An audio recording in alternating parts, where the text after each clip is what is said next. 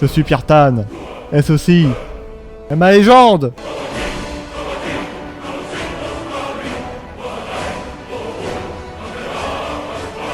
Maintenant que nous nous sommes reposés, nous pouvons reprendre la route. Mon objectif n'a pas changé, je souhaite toujours aller en territoire Kuzaït. Pourquoi? Simplement pour en apprendre plus sur leur culture, leur façon de se battre, les prix des marchés locaux, rencontrer leurs souverains. Bref, comme a dit un jour un grand homme, le savoir c'est le pouvoir. Sans perdre un seul instant, nous nous dirigeons donc vers l'est.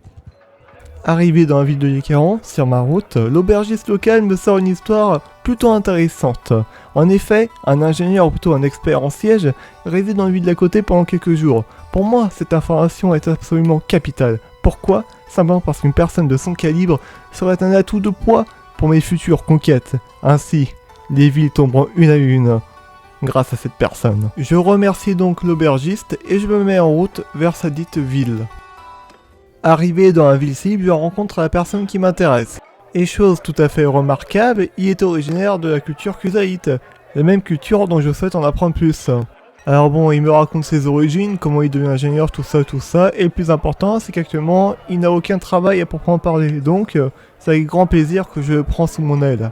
Maintenant que j'ai mon ingénieur, je peux continuer mon expédition, et j'arrive enfin en territoire Kuzaït. Je vais donc commencer à explorer quelques villes, et alors que j'allais sur ma 3ème ville, nous déclarons la guerre à l'Empire septentrional. Ma rencontre avec le seigneur Kuzaït attendra, car la guerre elle ne peut pas attendre. Je vais former une immense armée comptant des milliers d'hommes pour aller m'emparer plein de territoires en mon nom, ainsi mon influence grandira. Comme on le dit, les amis de l'Empire doivent périr! De retour sur le front, alors que je me dirige à la ville de Diatma, une armée ennemie nous fait face. Je décide de fuir vers le sud afin de regrouper mes forces et potentiellement avoir plus de troupes à ma disponibilité.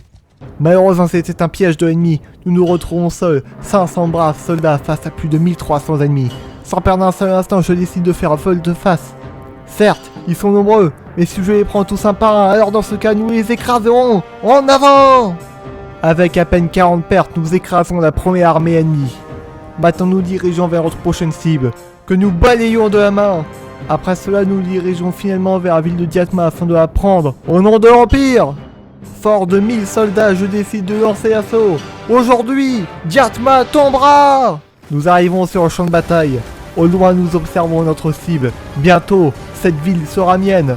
Soldats, vous êtes mon épée!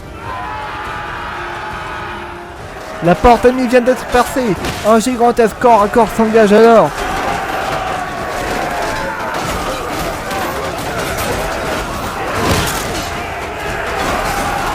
Après d'intenses combats, nous commençons à être repoussés. Je décide d'aller chercher mon esprit afin d'en tuer encore plus. Allez, repoussez-les jusqu'à qu'il n'y ait plus d'endroit où ils peuvent fuir. Prends ça et meurs, sale gueule.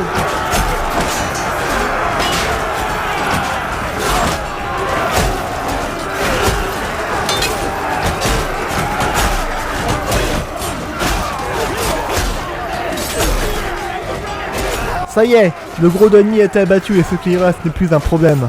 Diatma est tombé et maintenant nous devons prendre d'assaut les couards qui se sont retranchés dans le donjon. En avant, pas de pitié, il n'y avait qu'à se rendre. Maintenant, je les veux tous morts.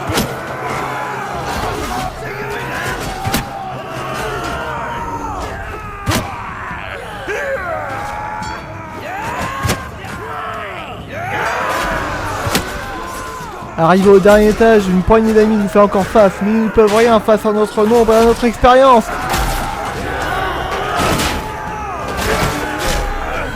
Voilà, Diatma est enfin sous notre contrôle. Maintenant que la ville a été prise, un vote est en cours pour désigner le futur propriétaire de Diatma. Au préalable, j'ai décidé d'abandonner ma propriété de Kuyaz. En effet, je préfère être seigneur d'un fief de ma culture que d'une culture totalement étrangère à mes yeux. En dépensant un maximum d'influence, Diatma devient ma ville. Après cela, j'emmène mon armée à la ville voisine de Sanopa et j'y pose le siège. À 1000 contre une garnison composée à 3/4 de paysans, la ville n'offre pas vraiment de résistance et tombe facilement. Malgré une forte opposition, je m'attribue le fief. Puis, je me dirige vers une dernière cible avant la fin de la guerre, car je le sens, la trêve est pour bientôt. Une dernière cible qui tombe vraiment très rapidement. Maintenant que le château a été pris, je décide de dissoudre l'armée.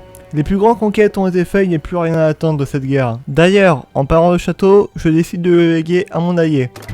Pourquoi je dis mon allié? Simplement parce que... Eh oui, ma jeune sœur, à peine 15 ans, elle est déjà mariée. Ça va vite de nos jours, hein. Après ça, je me dirige au nord du château, plus en avant dans le territoire ennemi, afin de porter un dernier gros coup à l'adversaire. Nous repérons une armée qui compte une centaine de troupes de plus que nous. Sans hésiter un seul instant, nous jetons dessus, avec une telle fougue, prêt à en découdre. Sur le champ de bataille, je trouve une petite colline pour placer mes archers en hauteur. En face, l'ennemi ne trouve rien de mieux que de faire une formation regroupée en carré pour, je ne sais pas, peut-être absorber les flèches ou quoi. En tout cas, cette erreur tactique va y mettre dans la panade. Ça y est, l'ennemi bouge enfin. Malheureusement pour eux, leur cavalerie est un peu isolée. Alors j'en profite pour la détruire avec ma propre cavalerie. Ensuite, nous les prendrons par derrière et ils seront faits.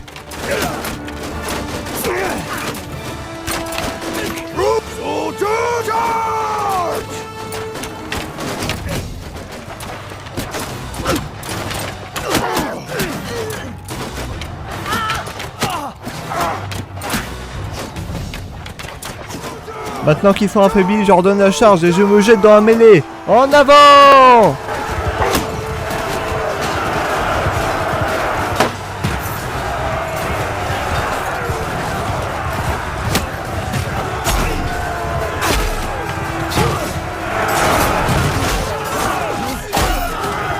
Le front principal s'est écroulé et ceux qui restent des ennemis sont en déroute. La victoire est à nous!